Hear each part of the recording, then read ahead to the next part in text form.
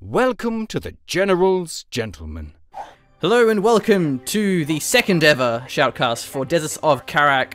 Once again, my name is the Machine of the General's Gentlemen, and joining me is Magpie842.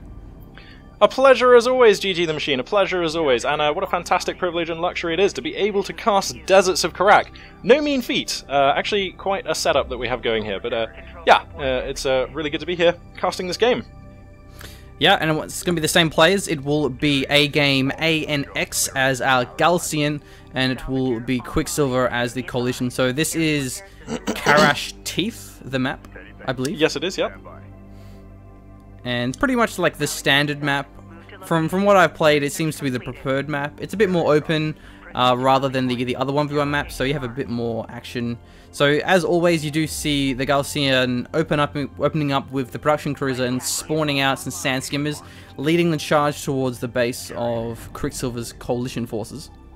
Yeah, and this isn't an attempt to kill your opponent. All this is just a means of keeping them honest. If you, as the Galcian player, if you don't do this, your opponent can just get away with some ridiculously greedy openings. So it is essential that you just say, "Hey, buddy, I'm here. I've got some sand skimmers. If you didn't make any LAVs, I'm going to come and kill you." Yeah, very much like in Game 1, look, you can see AGameAnx just using his micro here, just pulling back the sand skimmers that are being target fired by his opponent's LAVs, massing up a few sand skimmers. Last game he stopped after 6. Looks like this game he is seemingly happy stopping after 4, so I guess this time he just has a bit more of a read on his opponent and is comfortable falling that production cruiser back sooner and going to production cruiser refinery drop-off earlier, which is going to enable him to resource up. Already we see the AAV research coming out. Great snipe here from A-Game, getting one of those LAVs down. Yeah, a nice pick-off there, nice pick-off. So it's now, what, just 2 LAVs against 4 sand skimmers. Obviously the carrier there is going to be providing a lot of cover, so those sand skimmers don't want to commit into the carriers, but always nice to pick off an opponent's LAV this early. And also, A-Game has got an artifact on the run as well. A support cruiser is coming out for Quicksilver, so this looks like a little bit more quicker economic investment than we saw in our Game 1. And behind this, it will also be the base runner securing one of those artifacts for A-Game. Yeah, A-Game does this every time. Every time I've played against him, like I'm holding off his sand skimmers and you hear this like enemy artifact being extracted and you're like, oh god, he's still winning. So yeah, this is pretty standard stuff. Seemingly both players a bit more used to each other. Quicksilver here going for that earlier production cruiser, support cruiser, and A-Gamer quitting after many fewer sand skimmers and setting up his resource operation as well. So here's a question, why do you think we're seeing Quicksilver rush out the AAVs rather than trying to spam out LAWs and compete for the map? Basically, it's the main reason is because sand skimmers are just faster, so you'll never really have the map, even if you do commit into the LAVs. The Galcian player will still have the luxury of striking wherever they choose, and you'll have to respond to that with your slower LAVs. So you might as well get the AAVs, which do a much better job and are much more cost efficient against the sand skimmers, and kind of do the same thing. Yeah, fair enough. So we do already have the second production cruiser mining out.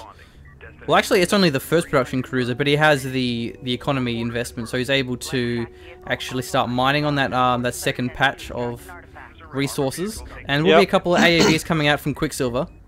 Yeah, and we've got a base runner coming under fire here. The Galcian, A-Gamer's base runner here, has an artifact loaded, but it's being cut off. There's not enough escorts there, and it looks like that's almost certainly going to be going down. What the? Okay, so the support cruiser from the Coalition player is actually coming on out. Was that a misclick, or...? Yeah, I think it was a case of rally point. Unless he really wanted it there to actually repair his vehicles, which I think is unlikely, so... I do that all the time. That is a possibility, I suppose. Oh no, he's doing it back in. He's charging once again into the fray, so... Yeah, I think it was intentional. Yeah, and I think the reason for this is he doesn't actually know exactly what or how many forces the Galcian player has. He hasn't actually gotten any kind of scout off. So bringing this this cruiser out like this is absolutely fine. Also, he doesn't have the salvages to support it as a resource operation, so it may as well be out here fighting. Yeah, it takes a while to build, and actually we do see the base runner got taken out just in the nick of time. Almost got the extraction point, but not close enough. And behind this, Quicksilver's going for his own artifact retrieval. Looks like he may actually get it. We do see a couple of heavy railguns moving in.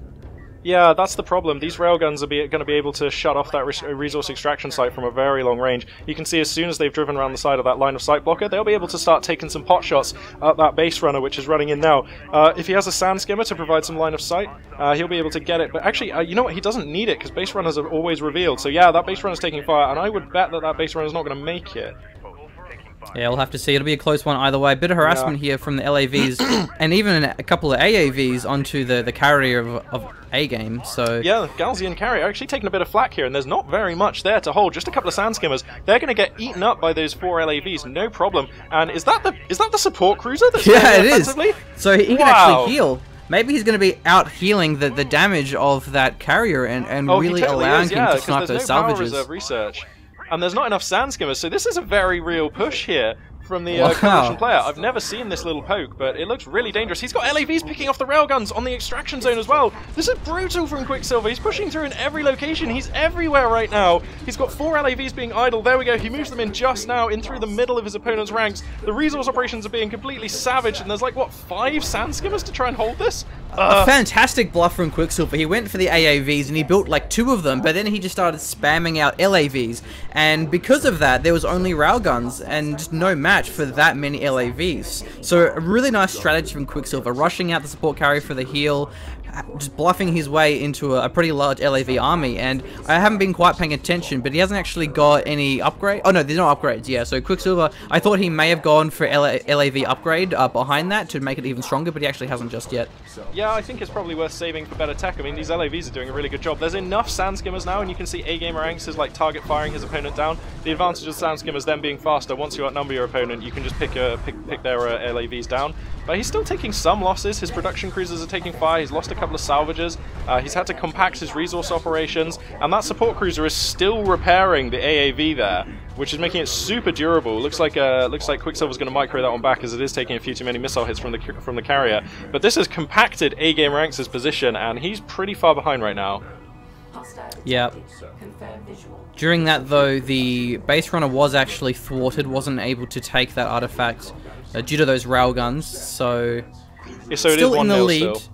Yeah, in the lead. If you quantify victory by the amount of artifacts, which isn't really accurate, it's more to do with, you know, who has the better tech, the better units, the better economy, which at the moment it's hard to say, given that Quicksilver's only on like 1 base as well, doesn't actually have a second support cruiser mining. However, it will be easier for him to adapt into that mining, given that he does already have that one built. It's really refreshing for me to see Coalition used like this. They're traditionally on the defense for longer than this in my head. Like, and I've never seen a Coalition player be able to bring me the heat this way. I play as Galzian mostly, so this is really cool. This almost makes me want to play Coalition. This is almost like a Galzian style out of this Coalition player. I'm loving it. Yeah. And so we do have now the second base online for AGameAnx. Yeah. Looks like he's building, I think it's a missile ship? Yeah, he is building missile ships. He knows that his opponent's air units are going to be here, or at least can be here soon. But actually, Quicksilver hasn't even started researching it. And look at the map vision for Quicksilver. He sees everything, whereas A-Gamer is compacted into this little corner. He's pushing out now, but the situation was looking kind of pretty dire. And he's got another production cruiser, so it looks like the Galzian player is going to be trying to go up to 3 base economy right now. Yeah, same as in our first match, we saw that A-Game was really able to pull out a faster economy, and it gave him a pretty big lead for a while, but due to that carrier clash, it wasn't enough to really pull ahead and take that win. The Coalition player Quicksilver just now scouted that there's already a missile ship on the field, so I just don't think he's going to research fighter and gunship fabrication. There's kind of just no point, unless he manages to take that out and then kind of like double blush back into it. But he can save his money for something else here.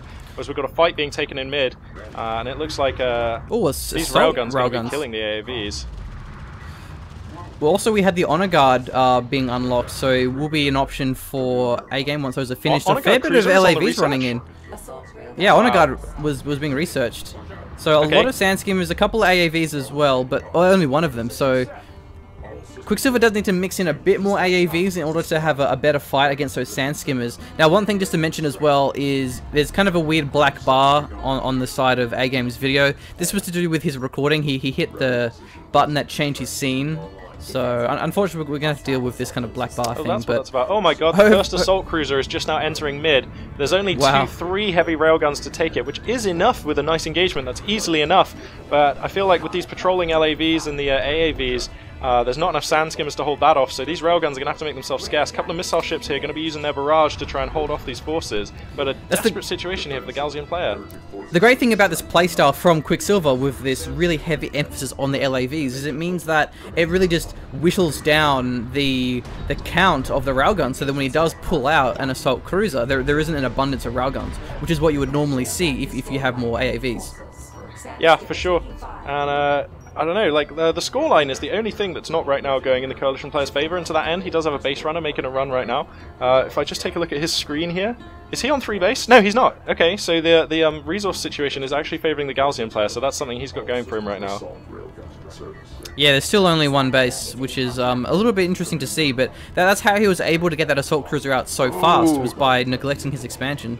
Yeah, these 2 assault cruisers, like, it looks like Quicksilver realizes how much of an advantage he has. The 2 assault cruisers are going to come through for an uppercut in the middle, LAVs with them, and AAV harassing the cruiser, and actually, this looks like he's angling for a carrier kill here, and the broadside firepower on these assault cruisers is enough. He's going to split them. He sends one to the other side to take out some railguns. Oh, the split push is even more devastating, actually, because he's going to be able to secure some artifacts and kill off all his opponent's answers. This is brutal, although he loses an assault cruiser to that. Oh my god, he loses that. Yeah, it went down cruiser pretty fast. The railguns combined with the carrier's damage really did destroy it pretty quickly. Yeah. But he may lose a fair bit of salvages here, which could make it more worth it in the end. 2 have gone down so far. That looks like it will be it, really. So Quicksilver loses a lot of units during this engagement, is able to secure 1 artifact in the process, or at least he's about to, but I don't know if it's really worth it here, because the mining on these 3 bases has been pretty uninterrupted. Yeah, I agree with you. He's throwing himself in piecemeal and a little bit too early, rather than going in with 1 solid kind of punch. So those railguns at the back, using the dunes right against the edge of the map, are going to be a nightmare to deal with. The Galzian railguns are actually quite fast, and their self-repair is quite high. But whoa, that railgun coming in way too close, going to get swarmed by LAVs. That one's going to go down. The assault cruiser now, there's still 2 heavy railguns on the field for the Galzian player, but I don't know, man. It's on a knife edge. Yeah, the Coalition player is going to have to give the respect to those railguns for now and wait for his reinforcements to come in. I feel like if Quicksilver just went for the 3rd base rather than the carrier, he would have been much more successful and able to snipe down one of those production cruisers. But instead, I think he maybe got a little bit ahead of himself, and now he's looking like he's in a pretty bad spot because he only has 1 base. Unless behind this we see Quicksilver went for a 2nd. Yeah, not just a pretty face, are you? That's actually spot on analysis there. I like he has the 2nd one, exactly actually. right. He does have 2 cruisers. Well, 1 cruiser in the carrier. Yeah, so not too bad for Quicksilver, but he still is behind. He's definitely behind in terms of production, but I mean his map control and his army, his army is just miles better right now. Like 3 assault cruisers, he's got heaps of LAVs and just heaps of LAVs backing him up. That's kind of all he needs. Actually, there is kind of a window here where the Galzian player could research interceptor fabrication and get some air forces going, because the air cover right now for Quicksilver and the Coalition forces, not a lot actually. So, against what units is the interceptor the most effective? The Interceptor is most effective against clusters of armoured ground units, so railguns, cruisers, anything like that, and if they're clustered together, the splash damage is really good. They'll deal with strike craft as well, the smaller LAVs, but that's not their kind of preferred prey, if you like. They're more efficient against slightly bigger targets. And they are inferior to their Coalition counterparts, so they're not quite as good value for money as those Coalition Interceptors. Strike Fighters. Yeah. I always get those 2 confused, Strike Fighter, Interceptor. At least you aren't calling them Mutalisks, so you're doing I'm not okay calling them Mutalisks, no, because that's Sand Skimmers. Alright, well, still a pretty big army from Quicksilver. He does have a fair bit of LAVs. He's still got more assault cruisers, so he's continuing to put the pressure on, not relenting with his aggression. Yeah, and Quicksilver here, he's making a pretty determined push towards that 3rd location of the Galzian player. He's coming in with assault cruisers, couple of LAVs. He's got some nice backup, and the only thing defending right now is 2 railguns, which are getting overrun by these LAVs. Perfect textbook counterplay here from the Coalition player, and if he gets these 2 assault cruisers into range, you can see them pushing in. They're going to start decimating stuff. That production cruiser is not going to last 2 seconds, and AGamer hasn't scouted them yet, so he doesn't know. He hasn't pulled the production cruiser, but he has a nice network of supporting railguns further back on those dunes, and that's going to force those assault cruisers back actually way faster than I thought. Didn't see those till they started firing. Yeah, those railguns are very potent. Not quite able to get the base runner down. It's the 2nd artifact captured for Quicksilver, so that's one of his main objectives during this aggression, is to try and secure the artifacts. Absolutely, and I'm looking at the macro situation here. The Galzian player, AGameAnx, is floating like 1,400 RUs, but has no CUs to spend them. So he's got the money for tech. But if you look at his mothership, he's only got 2 salvagers there. Actually, he needs to build like another 4 to go there. So I guess that's why. Sorry, the carrier, not mothership. So the Galzian carrier not mining efficiently right now, and I haven't seen the resource situation on the 3rd, but it looks like his salvagers are 1-1 instead of 2 on the CUs, which would benefit him. But so actually, he just swapped it. So like, as you were saying that, he had both of those salvagers mining off the RUs, which was the blue resource for the record, which wasn't very effective given his abundance of it. So he actually swapped it over to CUs to try and even out the deficit that he has. Okay, yeah, an interesting situation, and for a player of AGameAnx's caliber, this is something I've basically never seen. They're normally just so on top of their macro. So yeah, he's ironing it out as fast as he can. Actually, have you seen the relative supply situation? It's 86 for the Coalition, over 57 for the Galzian, so Quicksilver really heaping on the pressure here. Yeah, he's doing great, and actually it's a pretty similar situation for Quicksilver. He has 1,300 float of the RUs as well. Let's see what he goes for. He actually is unlocking his Strike Fighter fabrication. A good way to spend the RUs, because they're very RU heavy relative to CU, like compared to other units. That's a really good point, yeah. And also, if you look at the Galzian forces, he's been so pushed for making railguns to counter these cruisers and sandskimmers to counter the LAVs that he has no anti-air right now. And if strike fighters come in, it's going to be hell. If we see a gunship come in, that's kind of a unit a little bit like an AC-130. It just flies circles whilst hammering in heavy caliber like fire. That will mop up those sandskimmers, and if those sandskimmers go down, AGamer will fall. So this is a pretty potent choice, and he does not know it's coming. Yeah, he's pretty unprepared for it. He's struggling to deal with these assault cruisers and the LAVs as it is already, so it's going to be really insult to injury. A punch of LAVs coming through the middle to take out the only 2 railguns, which are desperately scurrying. They just killed 1 assault cruiser, they're working on another, but these 3 LAVs are going to be all that's needed to take them down. Base runners coming through. It's all going in the Coalition player's favour right now. AGamer being overrun. He's lost all salvagers at the 3rd. His sandskimmers are largely dead. Like I say, he's only got these 2 railguns, but they're getting swarmed, and I think this could be GG. Yeah, it looks like it. Even behind this, there is going to be a base runner getting an artifact, but it doesn't even matter at this stage. He's got no forces left. The carrier can't hold on, and even if it does, he's so behind it as far as units, as far as economy goes. Yeah. So really well played well played game by Quicksilver. I do want to just see if he actually has his 3rd base running. I'm not quite sure if he does. I'm not sure either.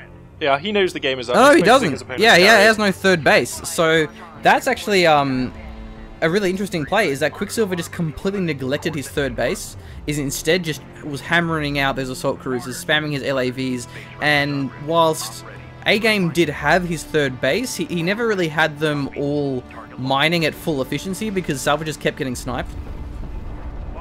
Yeah, absolutely.